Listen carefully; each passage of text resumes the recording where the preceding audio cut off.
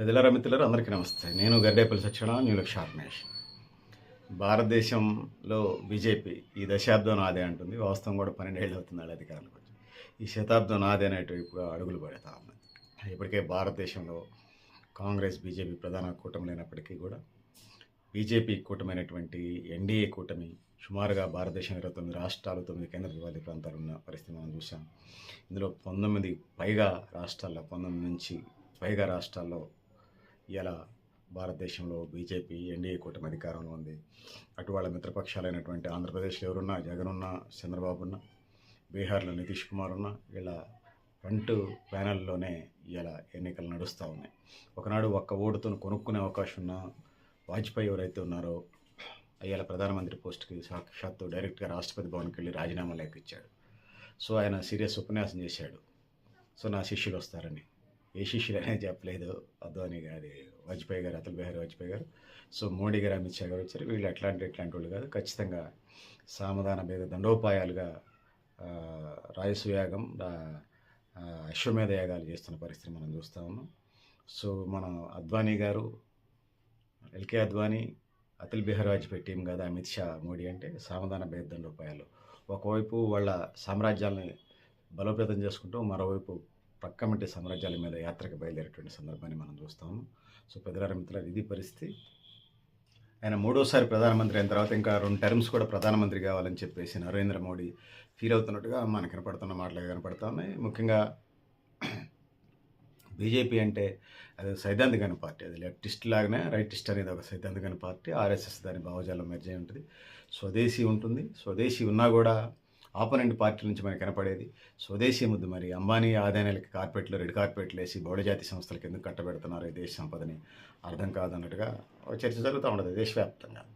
So ఇదంతా ఒక భాగం అయితే జమిలీ ఎన్నికలు అనేది ఇలా ప్రధానమైన ఎజెండాగానే 2028లో తెలంగాణ ఎన్నికలు ఉన్నాయి, 2029లో పార్లమెంట్ ఎన్నికలు, 2034కి జమిలీ ఎన్నికలు పర్ఫెక్ట్గా చేయాలని జరుగుతున్న క్రమంలో ఇప్పటికే 48% ఓటు బ్యాంక్ ఉన్నటువంటి తెలంగాణలో టీఆర్ఎస్ పార్టీ 28%, 26% పడిపోయిన నేపథ్యంలో జమిలీ ఎన్నికలు వస్తే జాతీయ పార్టీల ప్రాధాన్యత ఉంటుంది కాబట్టి బీజేపీతో పొత్తు పెట్టుకుని ముందుకెళ్లే కార్యక్రమం అయితే పెద్ద ఎత్తున మనకు నడుస్తూ ఉంది. తమిళనాడు ఎన్నికలకు సంబంధించి ముఖ్యంగా డిఎంకే అన్నా డిఎంకే మధ్య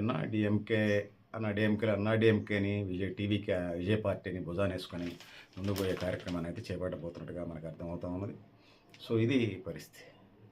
సాక్షాత్తు భారత ప్రధాని ఇతర పార్టీ నేతలతో ఉన్నటువంటి మాటలు, ఇంకో 2 సార్లు నేనే ప్రధానమంత్రిగా ఉంటానంటే బీజేపీ అధికారంలో ఉండే పరిస్థితి మనకు కనపడతా ఉంది. సో దాని తర్వాత జమిలీ ఎన్నికలు వస్తాయి కాబట్టి సహజంగా దేశంలో కాంగ్రెస్, బీజేపీ మిగులుతుంది కాబట్టి సహకరించండి అని చెప్పేసి సాక్షాత్తు రాజకీయ నాయకుల యొక్క నైజం మనకి సందర్భాలు బయటపడతా ఉంటాడు. ఇంకా తెలంగాణ రాష్ట్రంలో జాతీయ పార్టీ కాంగ్రెస్తో పాటు బీఆర్ఎస్ పార్టీ ఉన్నది. ఇంకా మిగతా పార్టీలు ఉన్నా కూడా అంత ఇప్పటికిప్పుడు అంత ప్రయారిటీ కనిపించు. తమిళనాడులో డిఎంకే, కేరళలో సిపిఎం కాంగ్రెస్ ఉన్నది, కర్ణాటకలో బీజేపీ కాంగ్రెస్ ఉన్నది. సో ఇది పరిస్థితి మనకు కనపడతా ఉంది దక్షిణ భారతదేశంలో. అది పోను వెస్ట్ బెంగాల్లో బలంగా కనిపించే పార్టీలలో తృణమూల్ కాంగ్రెస్ కనపడుతుంది ప్రాంతీయ పార్టీలకు సంబంధించి. ఇక ఆంధ్రప్రదేశ్కు రాజకీయాల్లోకి వచ్చినప్పుడు వైఎస్ఆర్సీపీ, జగన్ పార్టీలు ఉన్నా కూడా రెండు బీజేపీకి పరోక్ష మద్దతు ఇస్తూ ఉంటుంటాయి. సో ఇది పరిస్థితి మనకు కనపడతా ఉంటుంటుంది. సో దాని తరపున మనం ఇంకా బీహార్ రాష్ట్రానికి వచ్చినప్పుడు నితీష్ కుమార్ బలహీనపడ్డట్టుగా మనకు కనపడతా ఉంటుంది. ఆయన రాజ్యసభకి వెళ్ళాడు. సో బీజేపీకి మన మెజారిటీ సీట్లు వచ్చినటువంటి పరిస్థితి మనం చూస్తూ ఉంటాం. సో ఇట్లాంటి పరిస్థితుల నుంచి మరి ఏ విధంగా ముందుకు వెళ్ళాలి ఈ ప్రాంతీయ పార్టీలు అనేది వేచి చూడాల్సినటువంటి ఆచితూచి మాట్లాడాల్సిన అవసరం అయితే ఉంటుంది. అంటే కలిసి వచ్చే కాలానికి నడిచి వచ్చే కొడుకులాగా బీజేపీ పరిస్థితి తయారవుతుంది.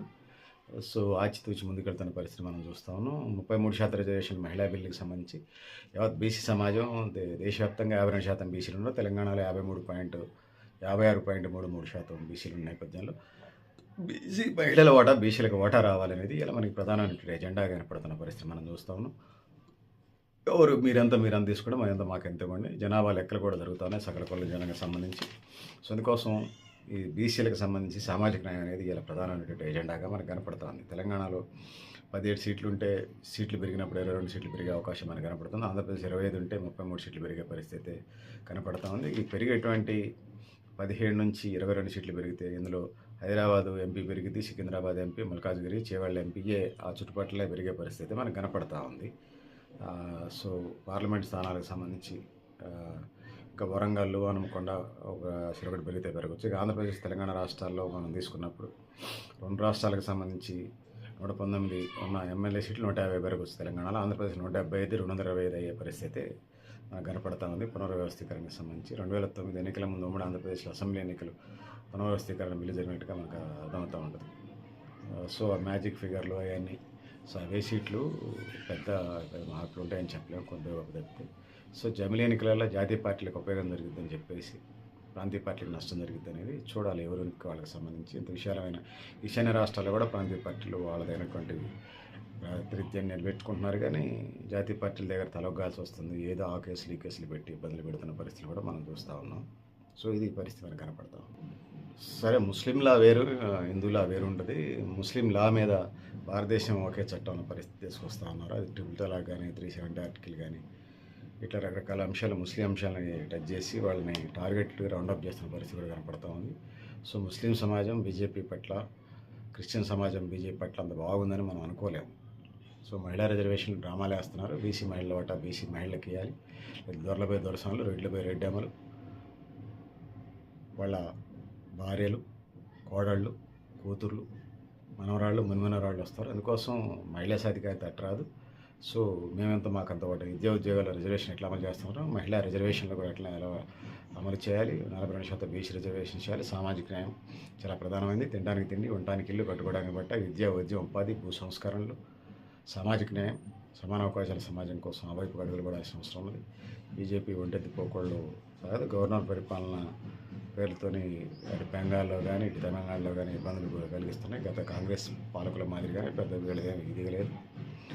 సో లక్ష్యాన్ని ఛేదించడంలో గుజరాత్ని స్ట్రాంగ్ చేసుకుంటూ ఇతర రాజ్యాల మీదకి రాజశేఖరంగా మొదలుపెట్టింది బీజేపీ. ఆ పరిస్థితి మనకు కనపడతా ఉంది. సో ఇది పరిస్థితి. బీజేపీకి సంబంధించి బీజేపీకి సంబంధించి అద్వానీ ముందు, అద్వానీ తర్వాత, వాజ్పేయి ముందు, వాజ్పేయి తర్వాత అనలే కానీ మోడీకి ముందు, మోడీ తర్వాత అనేది అయితే ఉంటుంది. సో ఈ శతాబ్ది మోడీది, ఈ 100 ఏళ్ళు మోడీది అన్న పరిస్థితుల్లో వాళ్ళు అడ్మినిస్ట్రేషన్ చేస్తూ ఉన్నారు. సో అడ్మినిస్ట్రేషన్కి సంబంధించి చెప్పుకుంటూ వచ్చినప్పుడు వాళ్ళు రైటిస్ట్ విధానాలను అమలు చేస్తున్న పరిస్థితి మనం చూస్తూ ఉన్నాం. అది ఏదన్నా అంబానీ, అదానీలకి కట్టబెట్టడం, రిటైర్మెంట్ తప్ప రిక్రూట్మెంట్ లేకుండా ఉండటం, ప్రభుత్వ రంగాన్ని అమ్మకు దొబ్బటం, ప్రైవేట్ రంగాన్ని పెంచి పోషించడం, ఇట్లాంటి వ్యవస్థ విధానాలు సమాజానికి మంచిది కాదు. సో ఇది పరిస్థితి పెద్దగారా మిత్రులారా. సో ప్రైవేటు వ్యవస్థని బహుళజాతి సంస్థలకి పెద్దపేట వేసే కార్యక్రమం పెద్ద ఎత్తున జరుగుతుంది. దేశానికి అంత మంచిది కాదు. సో వాళ్ళ విధానాలు స్వదేశీ నిజమైతే మరి అవినీతి చేసినటువంటి ప్రజాప్రతినిధులు, ఎమ్మెల్యేలు, ఎంపీలని వాళ్ళ పార్టీల భాగంలోనే వాషింగ్ పౌడర్ నిర్మాణం ముంచి ఉతికినట్టుగా పరిశుద్ధులై కూర్చుంటా ఉన్నారు. సో అవినీతి, బంధుప్రీతి, ఆశ్రిత పక్షపాతం, బ్యూరోక్రటిక్ విధానాలు కాంగ్రెస్కి పెద్ద బీజేపీకి తేడా ఉందని భావించారు. సో పరిస్థితి పెద్దలారా, మీరు కూడా మీ అభిప్రాయాలు కామెంట్ బాక్స్ రాయడానికి తెలియజేసుకుంటా ఉన్నాను.